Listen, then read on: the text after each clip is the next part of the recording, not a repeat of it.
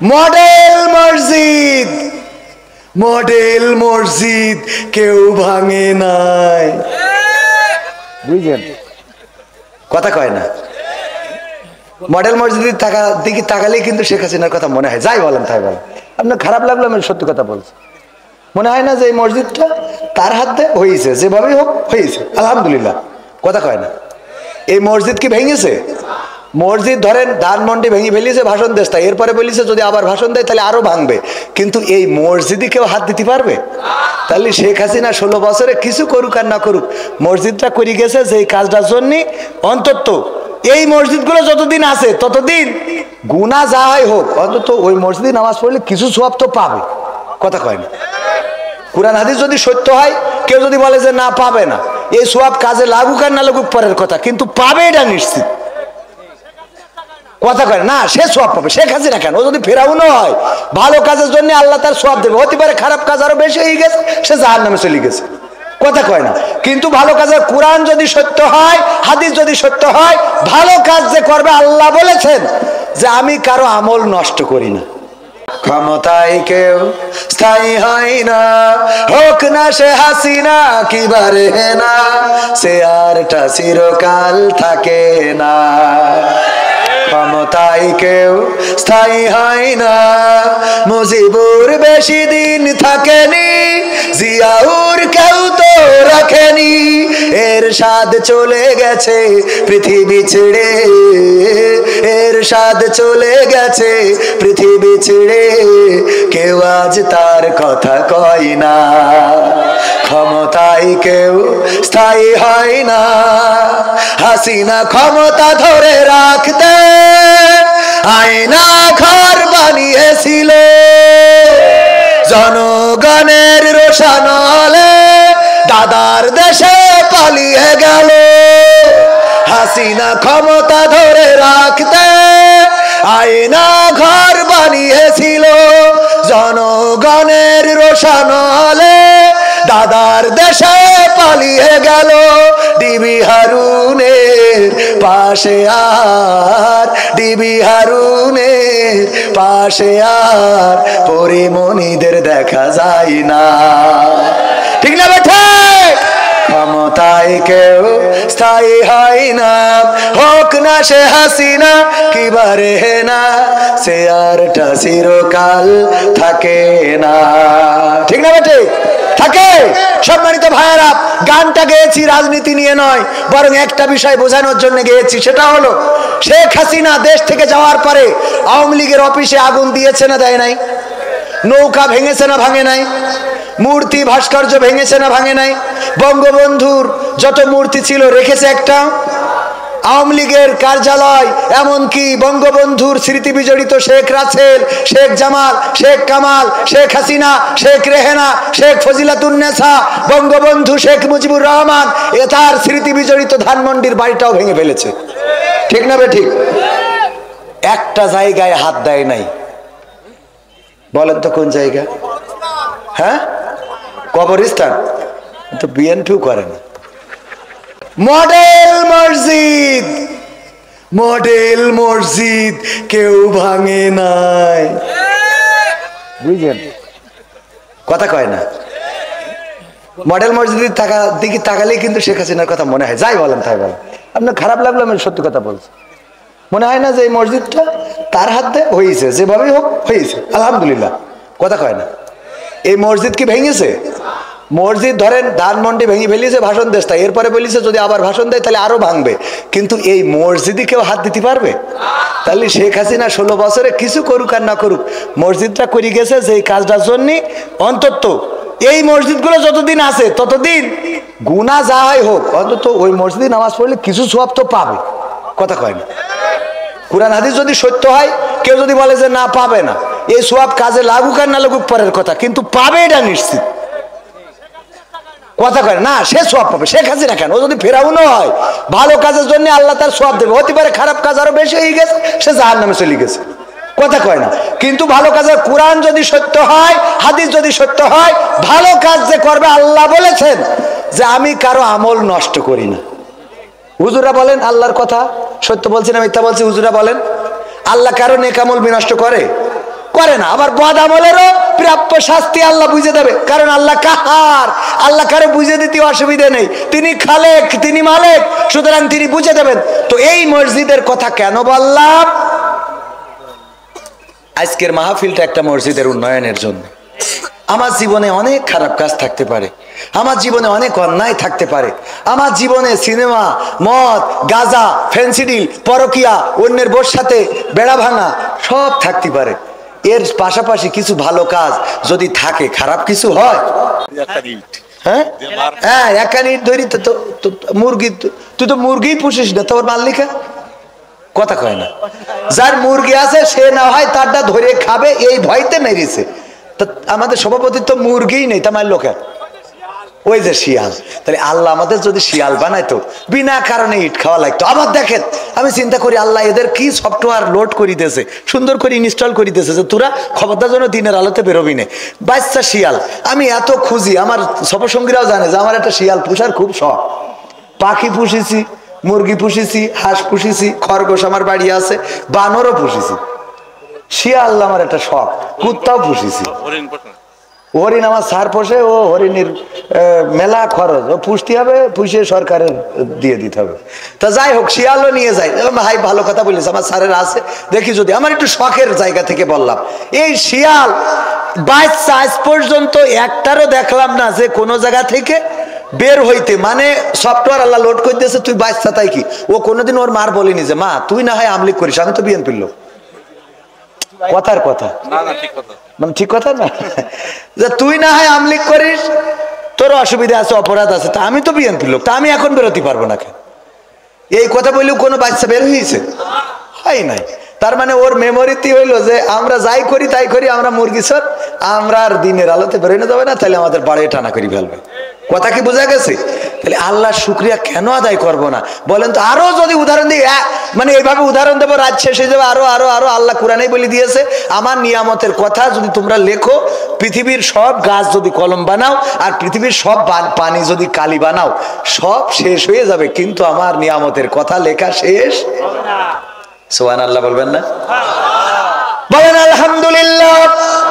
ও আমার ভাইরা, যে আল্লাহ আমাদের এত নিয়ামত দিলেন, হাত দিলেন, পা দিলেন, চোখ দিলেন, কান দিলেন, কথা বলার শক্তি দিলেন, দেখার শক্তি দিলেন, মনের ভাষা প্রকাশ করার তৌফিক দিলেন। কোনো একটা কুকুর ক্ষুধার জ্বালায় যদি বাড়ির সামনে এসে দাঁড়ায়, অমনি তারে একটা কোপ দিলেন অথবা একটা বাড়ি দিলেন, কিছু ছেলে মারলেন, একটা ক্ষত হয়ে গেল, সেই ক্ষতটায় ঘা হয়ে গেল, ওই ঘায়ের উপরে পোকা হয়ে গেল। কত কষ্ট, কুত্তা শুয়ে থাকে, মরেও না, চিকিৎসা করার মতো কোনো মানুষও নাই, তার দেখার মতো কাউকে পাওয়া যায় না। এমনকি কোনো কুকুরও তার পাশে দাঁড়ানোর সুযোগ নাই, বোঝে না তার কি করবে, করারও কিছু নাই।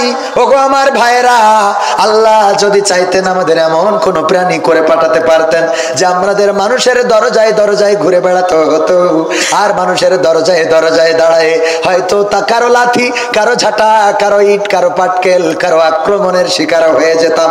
আল্লাহ রাব্বুল আলামিন এই প্রাণীগুলোকে বানানোর পরে দেখেন, এই প্রাণী কেউ আল্লাহর অবাধ্য হয় নাই। বাঘ কোনোদিন সুন্দরবন থেকে বাঘেরা মিছিল নিয়ে আসে নাই যে এই লোকালয়ে আর তোরা বাস করতে পারবি না, আমরা করব, এই কথা কোনোদিন বাঘেরা এসে বলেছে নাকি? না, বলে নাই। সাপেরা কোনোদিন মিটিং করে দল বেঁধে বলে নাই এই গ্রামটা আমাদের, তোরা এই জায়গা ছেড়ে দে, কোনোদিন বলে নাই। সাপেদের জন্য যেই জায়গাটা আল্লাহ নির্দিষ্ট করে দিয়েছেন সেই জায়গায় থাকে, বাঘেদের জন্য যেই জায়গাটা নির্দিষ্ট করা সেখানেই থাকে, শিয়ালের জন্য যেই জায়গাটা নির্দিষ্ট করা সেখানেই থাকে। কোন শিয়াল দিনের আলোতে মিছিল নিয়ে আসলো না যে কেন মুরগির ঘরে দরজা দিবা, আমরা খাইতে পারি না, এখন থেকে মুরগির ঘরের দরজা দিলে 18 তারিখের মতো কট্টর হরতাল অবরোধের ডাক দেব। এই কাজ কোনোদিন শিয়াল করে নাই, কারণ তারা জানে আল্লাহ আমাদের বানিয়েছেন এইভাবে, আল্লাহ আমাদের চালাবেন এইভাবে। ওগো আমার ভাইয়েরা, অথচ তারা এইভাবে থেকেও আল্লাহর শুকরিয়া আদায় করে, এমনকি মনিবের গোলামি করে। কুকুরকে আল্লাহ মানুষের অনুগত করে দিয়েছেন, এত বিশ্বস্ত করে দিয়েছেন। একটা কুকুর যদি আমার আশফাকুজ্জামান খান রনি ভাই পুষে থাকেন, ওই কুকুরকে কোনোদিন বিরিয়ানি রান্না করে খাওয়ায় না, ওই কুকুরের জন্য বিদেশ থেকে কোনো খাবার এনে খাওয়ায় না, বরং ওই কুকুর খায় বাড়িতে পড়ে থাকা যে কাঁটাগুলো, যে হাড়গুলো, উচ্ছিষ্টগুলো, সন্তানের জান করা নষ্ট করা খাবারগুলো। এই খাবারগুলো খেয়ে কুকুরটা সারা রাত আমার রনি ভাইয়ের বাসার সামনে রাত জেগে পাহারা দেয়। আমি যখন দরজায় গেলাম, যাওয়ার পরে দরজায় নড়া দিতেই অমনি কুত্তা উনার আগে উঠে গেছে।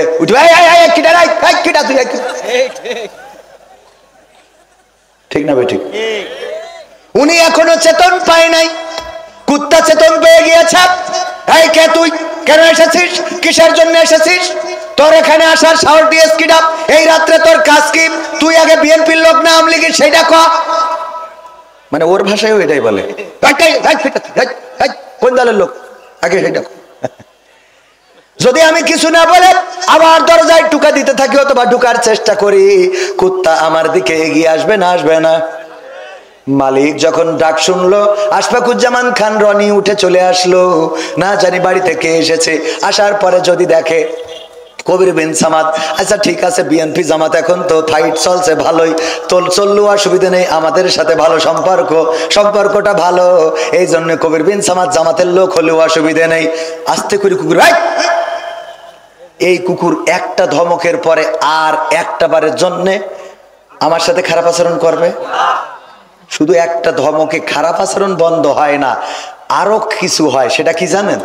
ওই কুকুরটা খালি কাসুমাসু কইতে থাকে, লেজ পাশার মধ্যে নিয়ে আস্তে করে বলে আমার ভুলেই গে, আমার ভুলেই গে, বলে না আর বলেই। যতক্ষণ পর্যন্ত মালিক স্বাভাবিক ভাবে না আসে ততক্ষণ পর্যন্ত ওর অপরাধ বোধ কাজ করতে থাকে যে আমার মালিক, আমি ভুল করে ফেলেছি, রং নাম্বারে ডাইল মারা হয়ে গেছে।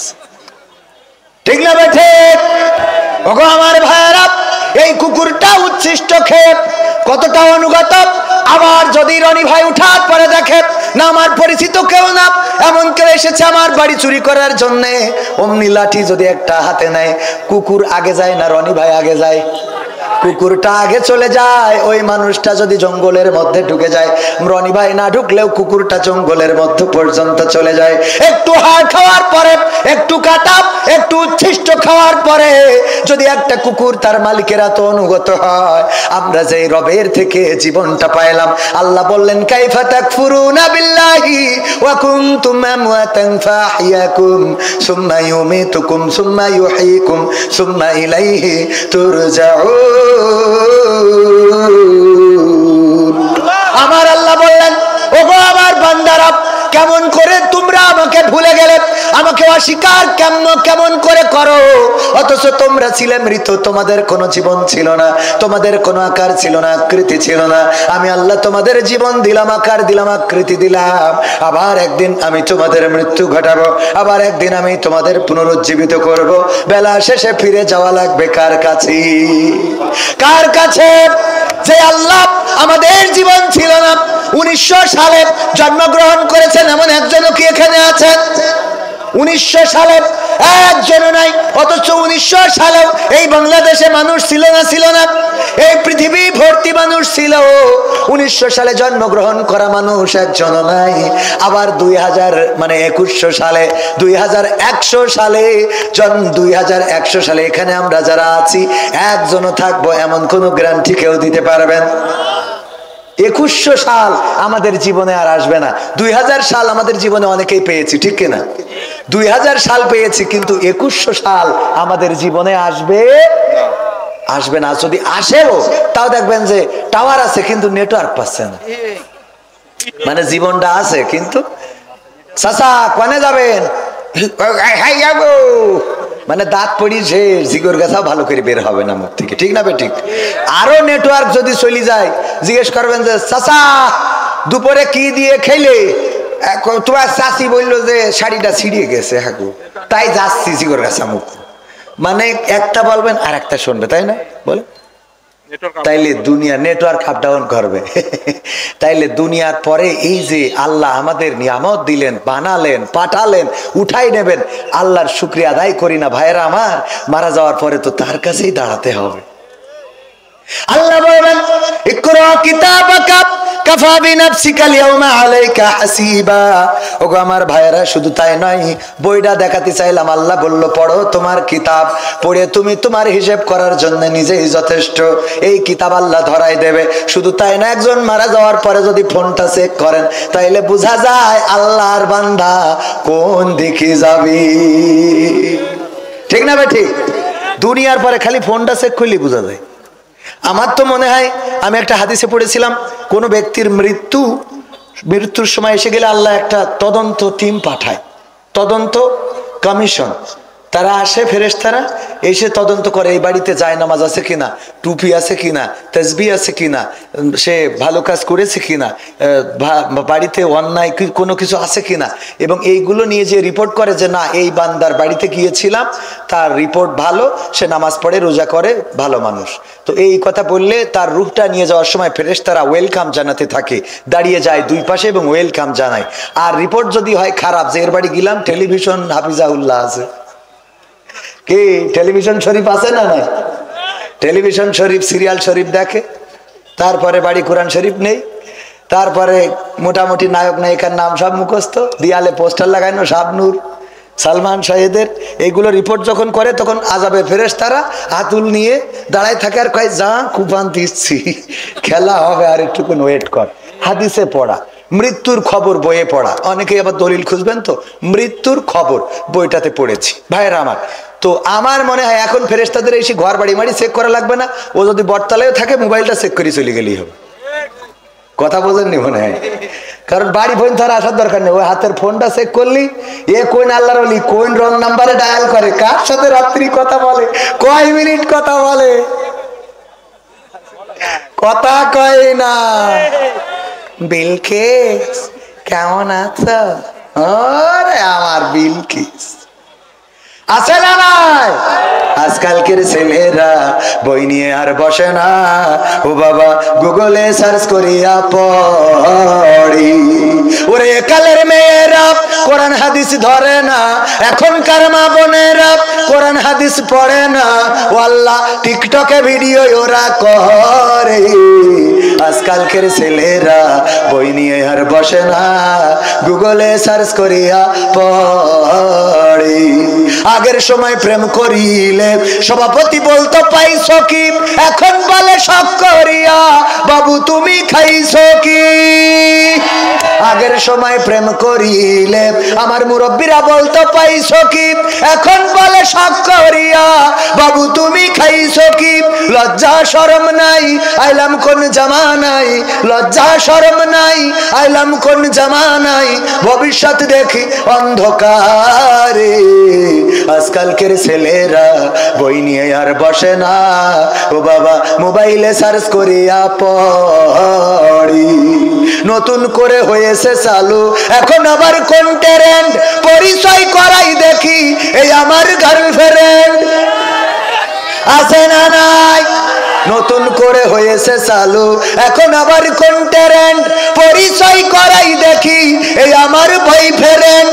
শরমের মাথা খাইয়া গেছে ওরা পাগল হইয়া, শরমের মাথা খাইয়া গেছে সব পাগল হইয়া, ভবিষ্যৎ দেখি অন্ধকারে। আজকালকের ছেলেরা বই নিয়ে আর বসে না, ও বাবা গুগলে সার্চ করিয়া পড়ি। ঠিক বললাম না? ঠিক বললাম?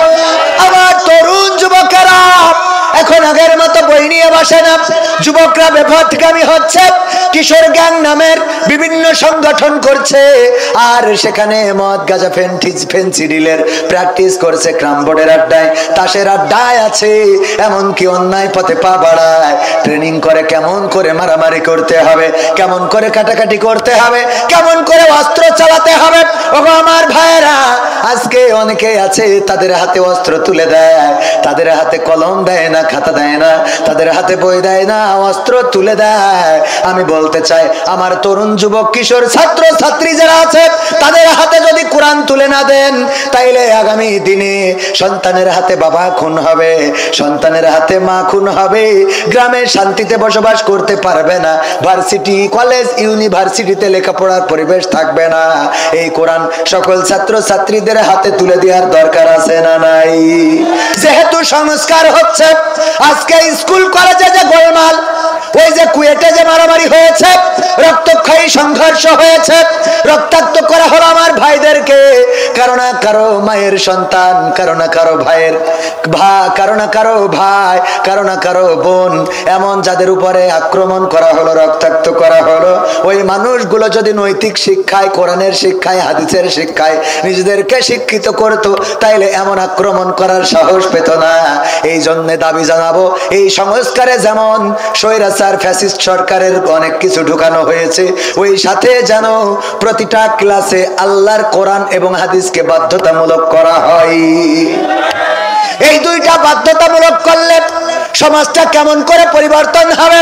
যদি উদাহরণ দিই, পাবনায় যাওয়ার পরে একজন যুবক পত্র চিঠি দিয়েছে, হুজুর প্রশ্ন দিয়েছে আমার কাছে, হুজুর গো আমার একটা ডার্লিং ছিল, আমি তার সাথে প্রেম করেছিলাম, করার পরে এই ডার্লিং নামাজ পড়ে না, রোজা রাখে না, পর্দা করে না, এই ডার্লিংটা আল্লাহর পথে চলে না। আমি তারে বুঝালাম দেখো ভালো কাজ করতে হবে, নামাজ পড়তে হবে, রোজা করতে হবে, এর জন্য ওর হাতে কোরআন তুলে দিলাম, হাদিস তুলে দিলাম, ইসলামী বই তুলে দিলাম, ফাতেমা, খাদিজা রাদিয়াল্লাহু তাআলা আনহা, আয়েশা রাদিয়াল্লাহু তাআলা আনহা, মরিয়ম, আসিয়া আলাইহিস সালাম সহ অনেক মানুষদের জীবনী তুলে দিলাম। দেওয়ার পরে এখন ওই মেয়ে ভালো হয়ে গেছে, পর্দাশীল, নামাজি, রোজাদার, পরেজগার, এমনকি নফল রোজা ইবাদত বন্দেগী সব করে, এখন আর আমার সাথে প্রেম করে না। হুজুর বলেন এর জন্য ওর গুনাহ কেমন গুনাহ হবে, আর পরকালে কেমন জাহান্নামে থাকবে একটু বলেন, চিন্তা করা যায়? হুজুর এর জন্য ও কেমন দায়ী হবে? যেহেতু আমি তার নামাজি ছিল না, রোজাদার ছিল না, আল্লাহওয়ালা ছিল না, পর্দানশীল ছিল না, আমি তারে বানাইছি, প্রেম করে ভালো করেছি, এখন আমার সাথে প্রেম করতে চাই না। হুজুর বলেন এর জন্য ওর গুনাহ কেমন গুনাহ হবে? আমি বললাম ভাই রে, খাল কেটে কুমির তো তুমি ডেকে নিয়ে আসিস। খাল কেটে কি কারণ কি? যখন কোরআনে পেয়েছে আল্লাহ বলেছেন ওয়াকরনা ফি বুয়ুতিকুন্না ওয়ালা তাবাররাজনা তাবাররুজাল জাহিলিয়াতিল উলা, ওগো নারীরা পর্দার মধ্যে থাকো, জাহিলি যুগের মেয়েদের মতো সাজুগুজু করে নিজেদেরকে প্রদর্শন করে বেড়ায়ও না। এই কথা শোনার পরে, এই কথা জানার পরে বলেন কোন মেয়ে কি আর সাজুগুজু করে নিজের দেখায় বেড়াবে? যখন হাদিসই পেয়েছে আল্লাহর নবী বলেছেন ওগো নারীরা তোমরা পর্দা করো, পর্দার মধ্যে এমন ভাবে থাকো যেন তোমাদের মাহরাম ব্যক্তি ছাড়া কেউ না দেখে, যদি কেউ দায়ুস হয়ে যায় তাইলে আমি নবী পরকালে সুপারিশকারী হব না। এই কথা যখন কোন নারী জেনে যাবে বলেন সে ওই 14 জনের বাইরে কারোর সাথে কি দেখা করবে নাকি? দেখা করবে না। ফাতেমার জীবনীতে আছে আল্লাহর নবীর কন্যা ফাতেমা রাদিয়াল্লাহু তাআলা আনহা উহুদের ময়দানে আল্লাহর নবী যখন আহত হয়েছেন, দান্দান মুবারক শহীদ হয়ে গেছে, মাথার হেলমেট ভেঙে মাথায় ঢুকে গিয়েছে, চারিদিকে খবর ছড়িয়ে গেছে আল্লাহর রাসূল শহীদ হয়ে গিয়েছেন। এই খবর শোনার পরে ফাতেমা রাদিয়াল্লাহু তাআলা আনহা বাড়ি থেকে দৌড় দিয়েছেন। উহুদের ময়দান মসজিদে নববী থেকে বেশি দূরে নয়, এখন তো বিল্ডিং হয়ে যাওয়ার কারণে ঘুরে আসা লাগে, আগে শর্টকাটে আসা যেত। ওগো আমার ভাইরা, ফাতেমা রাদিয়াল্লাহু তাআলা আনহা যখন পৌঁছালেন আল্লাহর নবী বললেন ওগো ফাতেমা কেন এসেছো তুমি উহুদের ময়দানে? ফাতেমা রাদিয়াল্লাহু তাআলা আনহা বললেন নবী গো, ওগো আমার পিতা চারিদিকে খবর ছড়িয়ে গিয়েছে, আমার পিতা আখেরি জামানার পয়গম্বর আর পৃথিবীর পরে বেঁচে নাই, উহুদের যুদ্ধে শহীদ হয়েছেন। এই খবর শোনার পরে আমি আপনার কলিজার টুকরা কেমন করে বাড়িতে বসে থাকি গো, এই জন্য আমি ছুটে এসেছি উহুদের ময়দানে আমার বাবা কেমন আছে খবর নেওয়ার জন্য। আল্লাহর নবী বললেন ওগো ফাতেমা তুমি কি জানো নাকি তোমার বোরখার মধ্যে ছেঁড়া আছে, যেই ছেঁড়া জায়গাটা দিয়ে তোমার শরীরের রংটা দেখা যায়, তোমার গায়ের জামাটা ছেঁড়া আছে, যেই জায়গা দিয়ে তোমার শরীরের রংটা কেমন এটা দেখা যায়, তোমার শরীরের রং দেখা যায়। আল্লাহর নবীর কন্যা ফাতেমা বললেন ওগো বিশ্ব নবী আমি জানি আমার জামাতে ছেঁড়া, এই ছেঁড়া জায়গাটা আমি যখন রওনা করেছি তখন ছেঁড়া জায়গাটা মুট করে ধরে নিয়ে এসেছি। আমার এই ছেঁড়া জায়গা দিয়ে পৃথিবীর কোন মানুষ আমার গায়ের রং দেখতে পারে নাই। আল্লাহর নবী বললেন, ওগো ফাতেমা শুনে নাও, এত শক্ত কথা হারি মাঝে মাঝে চিন্তা করি পরকালের ময়দানে আমাদের কি উপায় হবে। আল্লাহর রাসূল যেই রাসূল ফাতেমার ব্যাপারে বলেছেন, কেউ যদি আমার ফাতেমাকে কষ্ট দেয় সে যেন আমি নবীকে কষ্ট দেয়, আর কেউ যদি আমার ফাতেমাকে খুশি করে সে যেন আমি নবীকে খুশি করি। শুধু তাই নয়, আল্লাহর নবী যখন কোন সফরে যেতেন সবার শেষে দেখা করতেন ফাতেমা রাদিয়াল্লাহু তাআলা আনহার সাথে, আর এসে সবার প্রথমে দেখা করতেন ফাতেমা রাদিয়াল্লাহু তাআলা আনহার সাথে। শুধু তাই নয়, যখন আল্লাহর নবী ইন্তেকাল করেছেন ফাতেমা রাদিয়াল্লাহু তাআলা আনহা খুব করে কান্নাকাটি শুরু করলেন। এত কান্নাকাটি করছেন, আল্লাহর রাসূল ডাকলেন, ফাতেমা এদিকে আসো। ফাতেমা আল্লাহর রাসূলের কাছে আসলেন। আল্লাহর নবী মাথাটা টেনে আল্লাহর নবী ফাতেমার কানটা নিজের মুখের কাছে নিলেন, নিয়ে কি যেন বললেন। ফাতেমা রাদিয়াল্লাহু তাআলা আনহার কান্না বন্ধ হয়ে গেল। আম্মা আয়েশা রাদিয়াল্লাহু তাআলা আনহা জিজ্ঞাসা করলেন, ওগো ফাতেমা তুমি সবচেয়ে বেশি কান্না করছিলে, তোমার কান্নাটা কেন বন্ধ হয়ে গেল? তোমার বাবা তোমার কানে কানে কি বললো আর তাতেই তুমি কান্নাটা থামিয়ে দিলে? কি এমন সুসংবাদ তোমার দিয়েছে? আল্লাহর নবীর কন্যা ফাতেমা বললেন, আমার পিতা বলেছেন, ওগো ফাতেমা তুমি কান্না করো না, তোমার কান্না আমার সহ্য হয় না। এই মৃত্যুর সময় তোমার কান্না আমার কলিজায় আঘাত করে, তোমার চোখের পানি আমি সহ্য করতে পারি না। ওগো ফাতেমা তোমার কাছে আমি একটা সুসংবাদ দিয়ে দিই, আমি মৃত্যুর পরে প্রথমেই তোমার সাথে পরিবারের যার সাথে আমার দেখা হবে প্রথম ব্যক্তিটা হলে তুমি। এই ফাতেমাকে আল্লাহ নবী উহুদের ময়দানে বললেন, ওগো ফাতেমা শুনে নাও, ওগো ফাতেমা শুনে নাও, ওগো ফাতেমা শুনে নাও, তোমার বোরকার ছেঁড়া জায়গা দিয়ে যদি পৃথিবীর কোন মানুষ তোমার গায়ের রং দেখে ফেলতো, আমি নবী ওই পরকালের ময়দানে তুমি আমার কন্যা এই পরিচয়টা দিতাম না। নবীর কন্যা ফাতেমার গায়ের রং পৃথিবীর মানুষ যদি দেখে ফেলতো, আল্লাহর নবী নিজের কন্যার পরিচয় দিতেন না। আর আমাদের মা বোনেরা চিন্তা করে দেখেন আপনারা আমরা তাইলে কোথায়? আমাদের যে সুন্দর চেহারা দেখায় বেড়ান ঝিকরগাছার বাজার, যশোরে কালেক্টরেট মার্কেট ঘুরে বেড়ান, আল্লাহর কাছে কি জবাব দেবেন? ওই পরকাল আল্লাহর নবী দায়ুসদের ব্যাপারে সিদ্ধান্ত রাসূলের সুপারিশ করবেন না, ওই পরকালে কত বিপদে পড়ে যাব। ওগো আমার ভাইয়েরা, ওই যে চিঠির কথা বলছিলাম, ওই যুবকটা প্রেম করার পরে তারে পর্দানশীল বানাইছে, তারে ইসলামী সাহিত্য পড়াইছে, কোরআন পড়াইছে, তারে কোরআন হাদিস জানানোর কারণে যখন এই ঘটনাগুলো পড়েছে, বলেন দেখি কোন প্রেমিকের সাথে এই মেয়েটার কথা বলবে নাকি? কথা কয় না। ওয়াজ করার কি দরকার আছে? কোরআন হাদিস তুলে দেন। কোরআন হাদিস যদি আমার ছাত্রদের পড়াতে পারেন, কোরআন হাদিস যদি আমার ছাত্রদের কম্পালসারি করে দেন, তাইলে এই ছাত্রগুলো এমন ভাবে বেড়ে উঠবে যে এই ছাত্রগুলো আর মারামারি কাটাকাটি করবে না, জেনা করবে না, ধর্ষণ করবে না, ওই জাহাঙ্গীরনগর বিশ্ববিদ্যালয়ে ছাত্রলীগের নেতার মতো ধর্ষণের সেঞ্চুরি করে অনুষ্ঠান করবে না। যদি কোরআন হাদিস আমার ছাত্রদেরকে শিখায় মানুষ করে তুলতে পারেন, এই মানুষগুলো দুনিয়ার জন্য হবে শান্তি, আর পরকালের জন্য আমার আপনার নাজাতের সুপারিশকারী, আমাদের ওসিলা হয়ে যাবে। সবাই জোরে জোরে বলেন সুবহানাল্লাহ।